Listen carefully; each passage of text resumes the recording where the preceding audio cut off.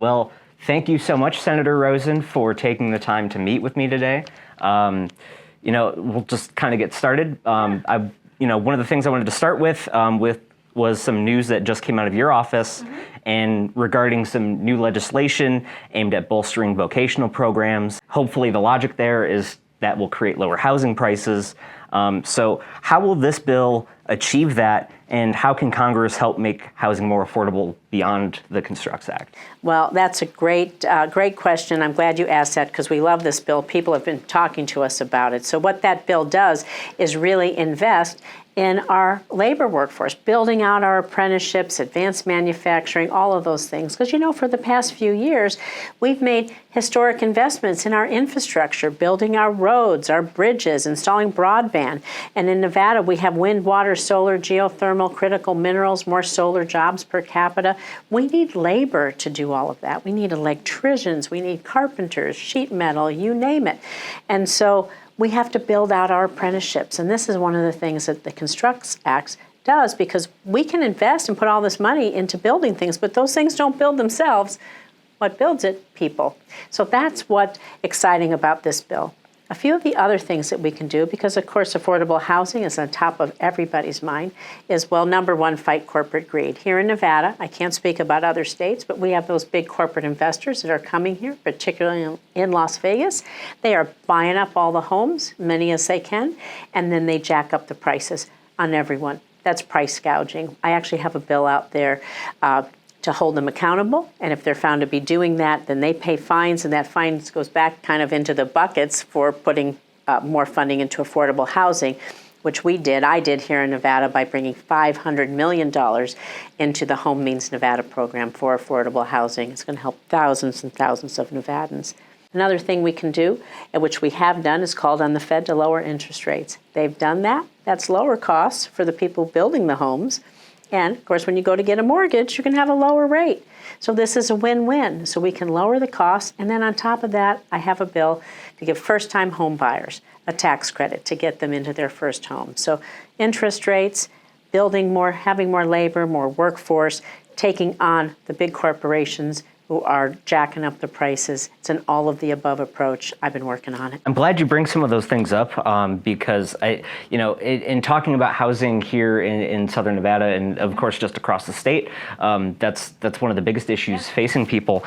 And you and some of your colleagues recently introduced a bill, that would create a tax credit worth up to $50,000 for entrepreneurs starting a small business. You talked about the down payment assistance, and that's all sort of in line with the platform that Vice President Harris has sort of unveiled thus far. Can you talk about the need to advance that at this point in time? Do you think it's too early to start going through and using the congressional means to sort of have those early stages of what her plan might look like starting out? I already had a bill before the Vice President said that we should raise the limits for first-time homebuyer tax credits. But what I want to talk to you about is that Nevada thinks that, tourism is the top of our economy. It's the top 1%. It's a big economy creator here. But what most people don't realize is that 99% of businesses in Nevada are actually small businesses. That's 500 and under. And so we know, I sit on the Small Business and Entrepreneurship Committee, we know that it costs about $40,000 on average for someone to start a business. So giving our entrepreneurs, giving them a chance to start that small business, realize their dream with a $50,000 tax credit, that's really important. Another thing that I've done here is we have a lot of veterans. They're really entrepreneurial. We never had a Veterans Business Outreach Center. That's from the SBA. They have all these outreach centers to help our minority communities, business communities. They work with our chambers, and they make sure that small businesses get all the benefits through the SBA that they can earn and they deserve.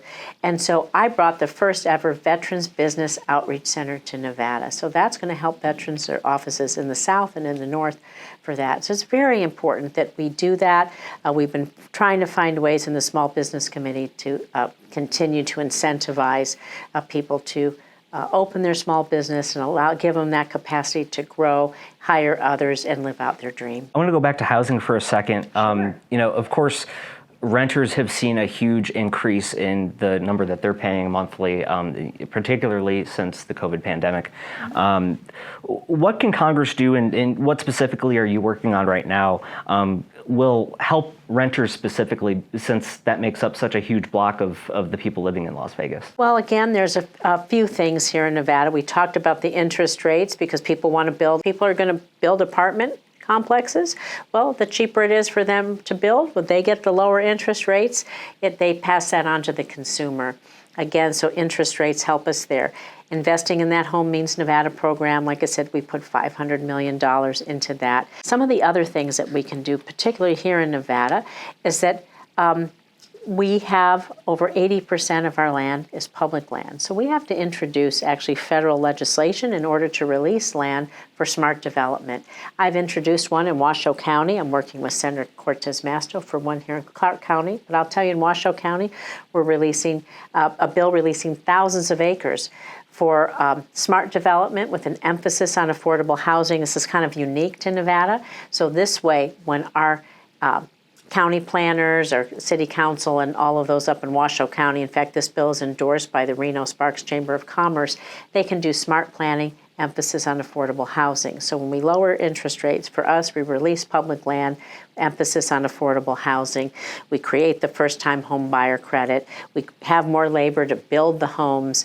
All of that is going to help us continue to build out our inventory. And of course, crack down on those corporate investors who love to come to Nevada and suck up our inventory. We're going to not let them do that anymore. I saw that topic come up during the vice presidential debate recently, and I found it kind of interesting. And in my reporting, I've found that there is sort of a push and pull between the need to release federal land, specifically around here in Nevada, with sort of competing with the environmental sense, right? And the need to conserve some federal lands. How do you sort of strike that balance? Well, I'm glad you brought that up. So the Washoe County Lands Bill I've been working on for a few years. Why is everyone supporting it? Because we have to bring all the stakeholders to the table. So there are tens of thousands of acres set aside for conservation.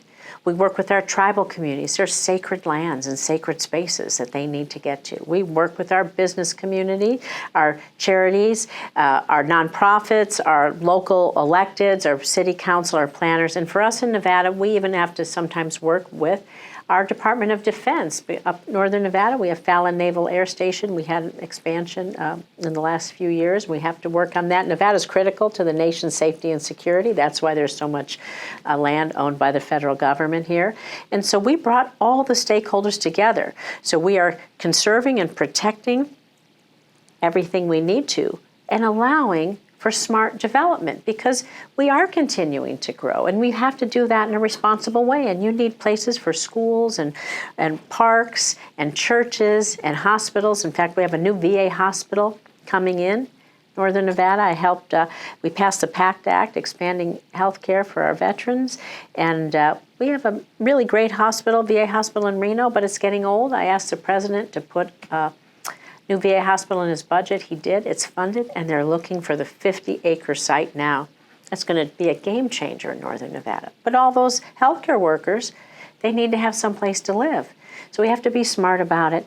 That's why we pull everyone together. It's a consensus bill endorsed by the Reno-Sparks Chamber of Commerce, and it addresses all the competing issues that you talked about. Now, Vice President Harris's housing plan also calls for the construction of 3 million homes nationally by the end of what would be her first term. This is a little more specifically tailored, this question rather, toward the Latino migrants and the Latino Americans who not only are becoming a larger block of Southern Nevada's economy, but also a critical part of the workforce, and especially in sectors like construction. Now, how can Harris's economic plan benefit the Nevada Latino population, and specifically in regards to Latino issues and things of that matter? Well, we only have 3 million people in Nevada, so if we had 3 million houses, I know ours is across the country, that would give a home for everyone in Nevada. But to your point, we have about 30% of our population here in Nevada is Latino. And I will tell you, we'll go back to the small business. They start more small businesses than just about anybody, very entrepreneurial. We're trying to be sure they have all those small business resources to do that. But also, we talk about our labor workforce, building out those apprenticeships. So whether it's in labor, to the trades, construction, electrician, all of that. Whether it's in our tech area, you can go and get certificates in cybersecurity and networking and so many different things. You can go right to work. They're like apprenticeships. We have a lot of 2-year and certificate degrees. We need to build out our healthcare workforce. We're about 4,000 nurses short. I'm glad to talk about what we've done there. So in our Latino community, there are people who want to do all kinds of things. So we have to be sure that we expand the training opportunities for everyone so that they can get these great paying jobs, take care of their families, invest back in their community by buying a home, renting somewhere that's affordable. And so our Latino community is no different than anyone else in their desire to take care of their families with a good paying job, benefits, a future, a pension. Particularly, we have a lot of union jobs here. We're union strong in Nevada. And that's going to make a real difference. So I just want to expand out all the opportunities. That's going to help our Latino community, whatever field they want to get into, right? Exactly. Teaching, nursing, labor, tech, hospitality, you pick a field. We have jobs. And lots of those are in shortage as well. They're all in shortage in Nevada. So yeah. I'm going to turn the page a little bit to talk about one issue that I think uniquely sort of, it's across the board, but I think it affects Nevada somewhat uniquely in that you and others in your party have been outspoken against the Kroger-Albertsons merger. And despite plans to spin off some Albertsons and even some here in Nevada, you and colleagues have said that the end result will result in higher prices, higher prescriptions, et cetera. How did you come to that conclusion, and why exactly won't this merger work for Nevadans? Well, in Nevada, and again, I can't speak for other states, but we have a really high number of Kroger and Albertson stores here. And in some of our smaller communities, they're the only 2 stores. They may be the only few stores that are there. So it doesn't take a rocket scientist to realize that if they merge, you think they're going to keep both stores? They're going to keep all those jobs? So if they merge, they may consolidate. And when you reduce competition, prices usually don't go down. Competition is what creates a sale, right? Someone's competing against this person. They want to give you the best price, so you go shop at their store. So here in Nevada, this really, really impacts us, and it impacts us at the market. And so this is why we're asking the Federal Trade Commission, the FTC, to put a block on the Kroger and Albertsons merger, because it's going to disproportionately hurt Nevadans. It's going to hurt us right at the checkout counter at the marketplace. The other thing we have to do is there's some big food corporations that really run all the companies for chicken, for beef, for eggs, and they're doing the same thing, letting them consolidate so they corner the market. Well, we know, again, when you reduce competition, it usually doesn't result in lower prices. And so we have to hold them accountable, and that's what we're trying to do so we can get better prices. People need to eat.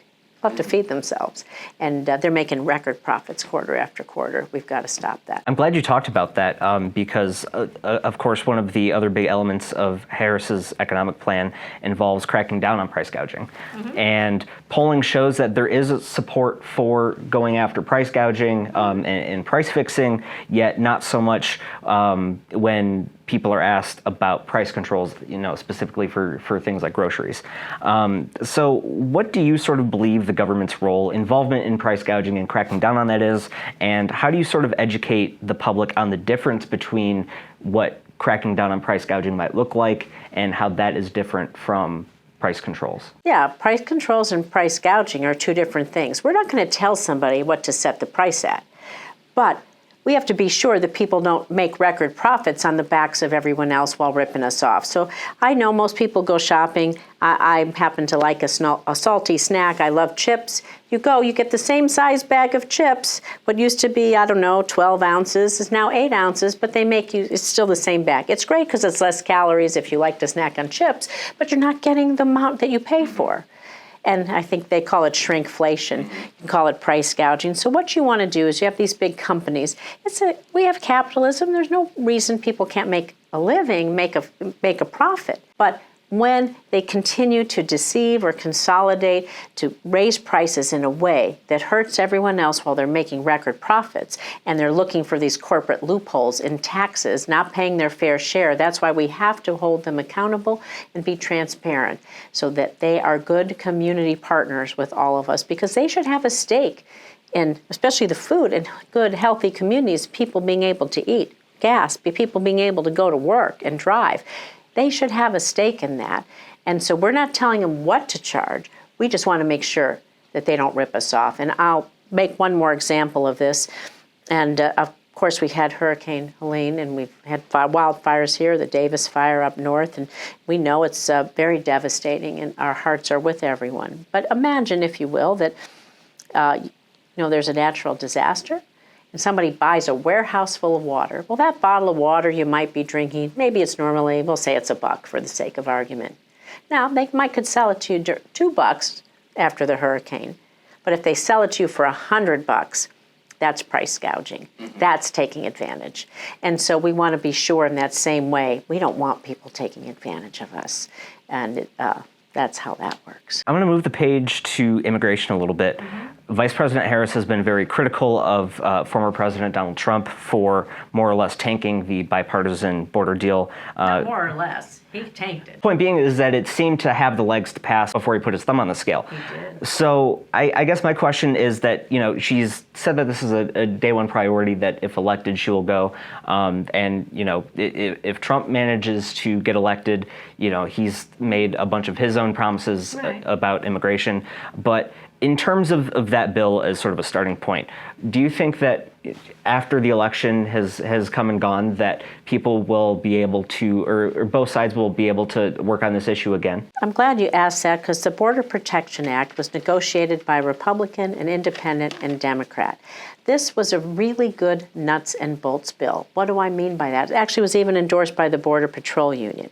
Why? When you go down to the border, I've been down there multiple times. I talk to our Border Patrol agents regularly. Well, they need the tools, technology, and resources, particularly at our border, to stop the flow of fentanyl, human trafficking, contraband from coming in. I'm going to give you an example of this. You know how you go to the airport, your suitcase goes through the X-ray machine. They can see if there's something in there that doesn't belong. Well, we have those same things that trucks and cars can drive through. Pretty similar. You can use artificial intelligence. If it's supposed to be a container full of lettuce, well, there shouldn't be guns in there or little packets of fentanyl or whatever it is, or human beings. And so what happens if we improve, and we need more land to build more of these bays and give them the technology and resources, we can use these X-ray bays, for example, and they can stop more and more fentanyl. And so this bill was very nuts and bolts, giving the border agents the ability to keep themselves safe, give their own training. They have to be careful when they touch fentanyl or around it. It's very deadly. And to stop those things from coming into our country. So it's really sad that Donald Trump told everyone to oppose it when this was a very practical bill, particularly at our ports of entry, to stop the flow of bad things coming into this country, and would help keep our agents safe from the effects of even being around those. You can't even have the dogs sniff. It's so deadly, fentanyl. And this is where I got to work after that bill was tanked by President Trump and all the Republicans, just because he wanted to use it for an election issue. And of course, Sam Brown, my opponent, couldn't have even read the bill because there was no text before he opposed it because of Donald Trump. This is where I got busy. And I have two bills, the End Fentanyl and Stop Fentanyl Act, that we pulled out of there. They were incorporated into that bill. And they do help give our Border Patrol agents some of those tools that they need to stop the flow of fentanyl that is really hurting every community, not just here in Nevada, but across the country. Now, do you think, those acts, whether it's revisiting the border, what are the chances of that once the election has come and gone and maybe a new Congress is in session? Well, I hope that cooler heads prevail after the election. This bill, like I said, everyone was going to vote for it before Donald Trump told them all to vote against it. James Lankford, who was the Republican, he's respected in his caucus. We had Chris Murphy, very respected in our caucus, and Kirsten Sinema. Like I said, it was a very practical bill. It didn't address every immigration issue. We know we have to protect our DACA and TPS and work on other kinds of issues. This was real practical to keep things safe at our northern and southern border. I'm hoping that cooler heads prevail and put some funding into those resources. We have technology to help us. Let's use it. Recently, I met with a law enforcement officer. So sad. He told me his job, one of his jobs, is to go notify families when they have a loss in the family, but sometimes they're death from overdose. And he shared with me the toll that it takes on him to go do that. I don't want him to have to make any more of those visits for fentanyl. That's what's at stake here. So I pulled out my bills, and we at least got those passed. But that's what's at stake here. They're playing games with people's families, with their loved ones, with their lives. And it's wrong.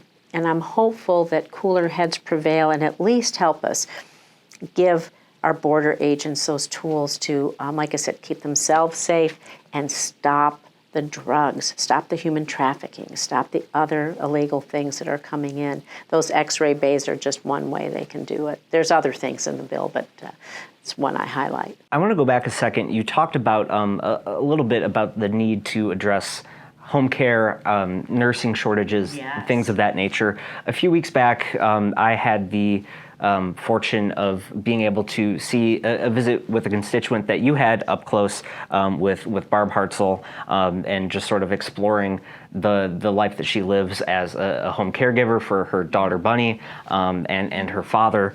And during that visit, you talked about putting your career on hold to care for your aging parents and in-laws. So I was wondering, how did that experience sort of shape your worldview? And when you came out of it, and now being in Washington, how has that sort of shaped your decision-making process, and your just overall approach to things? I was lucky that I was able to quit my job to take care of my parents and in-laws. They all four lived in Henderson, a few miles away, and I had a young daughter. It was great. Grandparents close by. They could babysit and have fun and be part of every family event and celebration.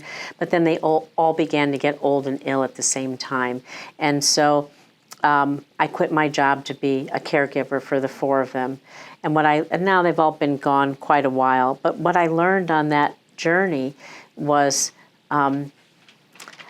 how tough it is to navigate some of the healthcare issues, the caregiving issues.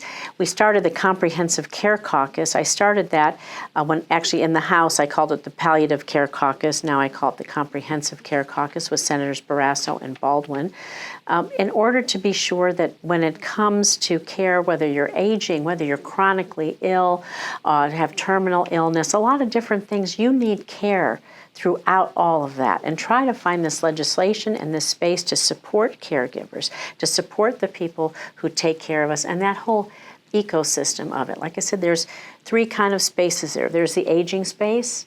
You're not going to be cured from aging, but you still need care, right? There's people who live with chronic disease. Maybe not going to be cured from that, but you still need care and you still may need help.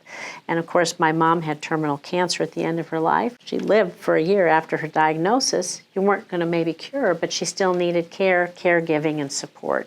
So these aren't always easy things to talk about, but when it hits you and it hits your family, nothing can be more important. So the legislation that we try to work on to give caregivers tax credits, to give them incentive, to find every way we can. Because of course, if a family member can help, a loved one is always so good to have there. Not everybody has it. For many reasons, people don't even sometimes live close to their family. So we have to support our caregiving infrastructure, our healthcare workers, pay them a decent wage for those, they take care of the ones we love. Nothing can be more important if you hit that space. And so that's why I work on all of that. And I will tell you that it really matters. Social Security, Medicare, lowering the costs, investing in our healthcare workforce. Nothing can change your life like a diagnosis. Nothing. Bad diagnosis. So people who want to repeal the ACA, take us back when you could be denied pre-existing condition, like my opponent, like my colleagues, people who don't want to invest in caring for those Well, in my case, it was seniors who cared for us or caring for our children, who, of course, can't take care of themselves, in the case of Bunny. And if they repeal the ACA, she'll be doomed to a lifetime of never getting being denied, never getting health care, or having it be so expensive she might as well never have it. What kind of life is that? Nobody wants to go back to that. So what did it teach me? It taught me that we need to be sure that we're being mindful and using our heart when we work on these things to take care of the ones we love. And that's what I try to do in the legislation as best we can. Well, thank you for sharing that story. And of course, healthcare and access to other forms of healthcare, thinking of things like reproductive freedoms, are such a big focal point of this election. And just recently, Vice President Harris came out in support of ending the filibuster in order to codify protections that were outlined in Roe versus Wade. Is that something that you support? Was it kind of surprising when she came out and said that? And just off the top of my head, I think that might be cutting off your nose to spite your face a little bit, because what if down the road Republicans retake the Senate and just do a countermeasure and repeal the same thing? I think you hit the nail on the head there, and you're exactly right. Now, I have in the past, as well as others, have supported carve-outs for things like restoring Roe and also for voting rights, restoring our voting rights. Could be more precious. The world admires America because of our ability to vote, our peaceful transition of power, and of course, women need to be able to be trusted to have that reproductive freedom. It's critical here in Nevada. We're a pro-choice state. My opponent, he is so MAGA extreme on this. He is out of step with Nevada. And so the filibuster, I think that what we have to do is look for ways that it can't be weaponized. So many on both sides of the aisle have been thinking about ways to make the filibuster work a little bit better and maybe get us unstuck, if you will. Whether we do a talking filibuster, whether we change some of the numbers of votes, or allowing people to only have a hold on a bill for so long, or so much time, or so many times. So there's ways that we can maybe improve the filibuster so we get less stuck. Right now we're pretty stuck, and anybody can stop anything and hold us up. So instead of blowing up the filibuster, there's probably some reforms we can all agree on, so no matter who it has the majority, it still works for everyone. And I think that we have to look at those things because that's important. We keep the filibuster, but find a way to maybe make it work a little bit better. Senator, I understand your time is short. I have just a couple of quick hit, very low stakes kinds of questions here. These are more fun things. Okay, I like it. Shoot. In terms of your favorite places to eat here in Reno and just the rural part throughout the state? I get asked this question a lot, so I like to go into the little neighborhood spots. I have a favorite sushi place in Henderson where I live, Spicy Tuna, so we go over there. That's in Henderson. I like my cracked egg breakfast place. Of course, we love to come downtown and eat at Esther's Kitchen. That's super fun. They've got great pizza. Oh, my goodness. I'll tell you where I really love to go, and I'm up in Reno, the public market. Have you been to Reno's public market? So it's kind of a big food hall. They took an old it's an old shopping center, and they've repurposed it. So I think PBS has an office or a big stage. They have a giant bar in the middle, community events, and then there's just food stalls all along, so you can eat everything from ceviche. They have a ceviche bar. Oh my God, from ice cream to coffee to Greek to Chinese to hamburgers. They have a churro ice cream place. Don't even get me started. I don't want to know the number of calories in that one. And of course, I will tell you that Northern Nevada, famous for its Basque food. So whether you go to JT's or some of the other ones, I think that we've eaten. Well, I was on the I-80 tour, so we ate at quite a few of them along the way. There's nothing like lamb at a Basque restaurant, so I'm going to have to put that out there. And those don't exist too many places in the world. They feed you a lot. They're fantastic. I don't know if you've ever been. There's a great one in Elko, Douglas County. There's a few of them up there. So interesting. I'll have to check it out. Yeah, it's great. Last thing for you, Senator. This is something I always like asking. Is there a hobby that you've picked up that keeps you otherwise sane? How do you sort of decompress? Probably Spotify, audiobooks. I spend about 14 hours a week traveling because it's about a 5-hour flight each way. And then, of course, here I live closer to the airport, but you have to be at the airport ahead of time. And in Washington, when I land either Baltimore or Dulles, I got an hour drive into the office. So I work on those. But being able to download some fun things I do a lot of work, but I like to listen to my music, watch a movie, listen to a book. I think those are things. We don't drive that far around here in Nevada. You're not going to get much of an audio book driving, from Henderson down to Town Square or someplace else. Maybe it's a 10, 15-minute drive, so I get a chance to do that. And it's a good way to multitask. Yes, that's exactly right. Well, thank you so much, Senator. I appreciate the time, and thank you so much for just sitting down.